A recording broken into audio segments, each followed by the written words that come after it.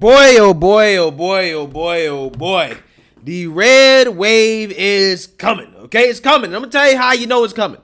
Because the Democrats are getting more insane by the day, okay? They are ratcheting up their rhetoric as they're getting desperate to try to save their last hope of maintaining control of Congress, aka all of the rest of Joe Biden's presidency is on the line in the next week or so.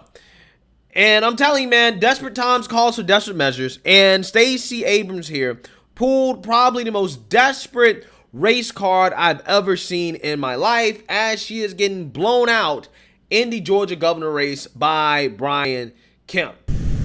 Insider Advantage Chairman Matt Towery says a new poll shows the race for Georgia governor is becoming what he describes as a runaway contest. The Insider Advantage Fox 5 survey shows incumbent Republican Governor Brian Kemp with 52% over just 43% for Democratic challenger Stacey Abrams. Insider Advantage conducted the poll of 550 likely voters on October 27th, with 210 identifying as Republican, 200 as Democrat, and 130 as independent. The race for lieutenant governor follows a similar pattern, with Republican Burt Jones leading Democrat Charlie Bailey 47% to 41%.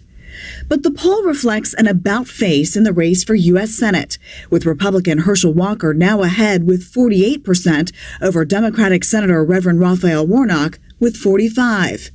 Towery points out the poll was done after a second woman came forward with allegations that Walker encouraged her to have an abortion.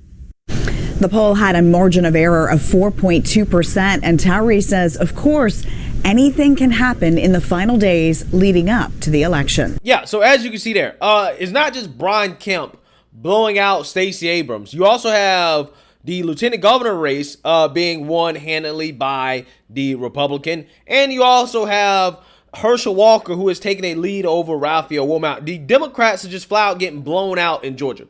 This is happening also in Florida as well, too.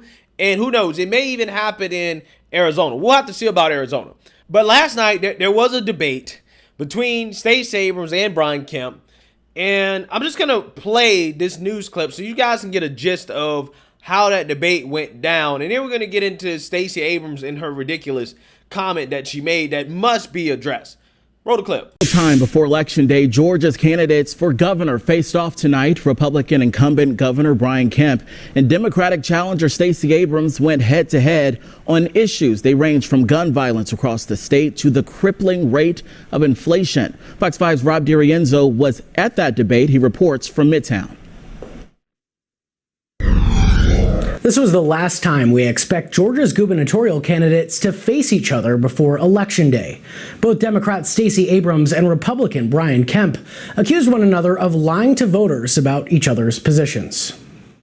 It looks like this debate's going to be a lot like the last one. Miss Abrams is going to attack my record because she doesn't want to talk about her own record. There were a few feisty moments on the debate stage in a TV studio in Midtown Sunday evening as Georgia's candidates for governor debated one last time before the votes are counted. Under his 4 years, violent crime has gone up. Gun violence has gone up. Guns are the #1 killer of our children. We have the 9th highest gun violence rate in the nation. The moderators pressed the two on the rate of gun violence in Georgia, which Abrams blamed on Kemp's open carry law. Kemp then accused Abrams of pushing policies he thinks would make matters worse. It's Miss Abrams that has said that she wants to defund the police. She wants to eliminate cash bail and have get-out-of-jail-free cards. I believe in public safety. I did not say, and nor do I believe in defunding the police. He is lying again. Another big topic on the debate stage, sky-high inflation in the state hurting working-class families. People's salaries are going up. The problem is they're not going up fast enough to keep up with Joe Biden's inflation. People are feeling economic pain. And unfortunately, under this governor, the pain is only getting worse. Abrams has been lagging in the polls. The latest from Insider Advantage and Fox 5 showed Kemp with a 9-point lead. That was something she brought up. Polls do not see you, but I do. And the only poll that matters is the poll at the ballot box. And get this, a whopping 1.6 million Georgia voters have turned out to cast their ballots early. Election Day is a little more than a week away. Yeah, so Georgia has record voter turnout once again, right? Despite the alleged voter suppression from Stacey Abrams. She's currently getting blown out, and she's on a debate stage essentially lying and making ridiculous claims. Like, she lied about saying that she never said she wanted to defund the police, except she actually did say that. So yes to some defunding.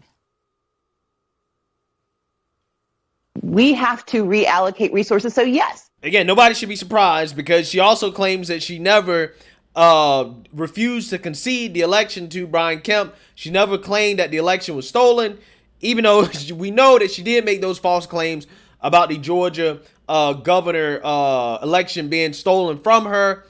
And also last night at this debate, Stacey Abrams made a disgusting claim about sheriffs in Georgia by basically saying that they are there to snatch up black people, that they want to snatch black people off the streets, after Brian Kemp touted how he was proud of being endorsed by sheriffs. Take a look. Their back, and will continue to have their back, and that is me. And that's why we have the endorsement of 107 sheriffs around this state.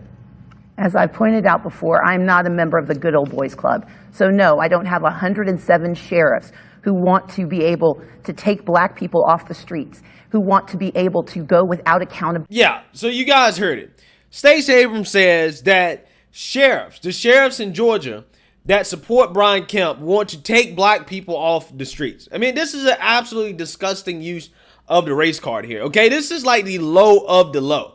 Right, you're trying to imply that the man is being endorsed by people that want to take black people off the streets. Are black people the only people that get arrested in Georgia?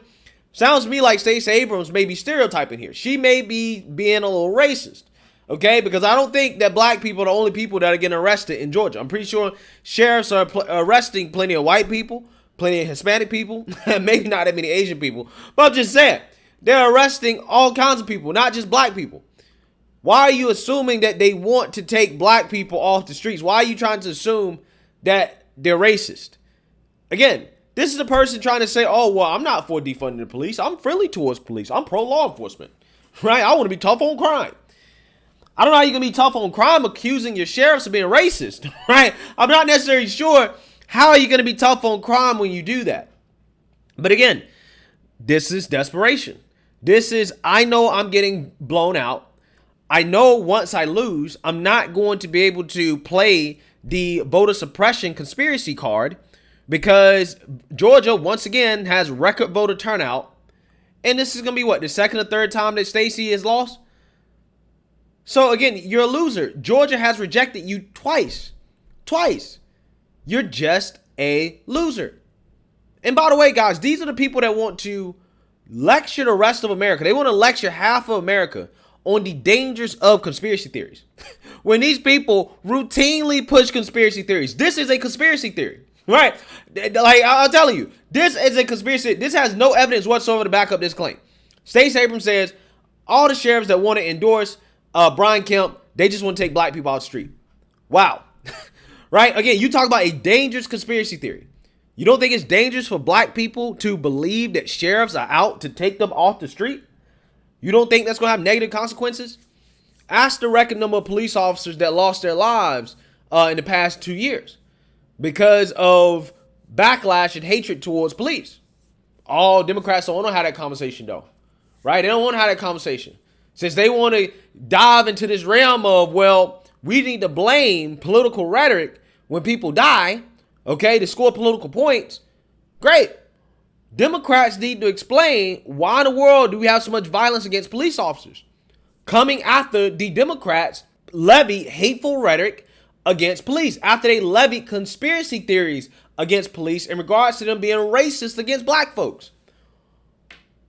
I'm just saying, based off this conversation about Paul Pelosi, we need to start having a conversation about that.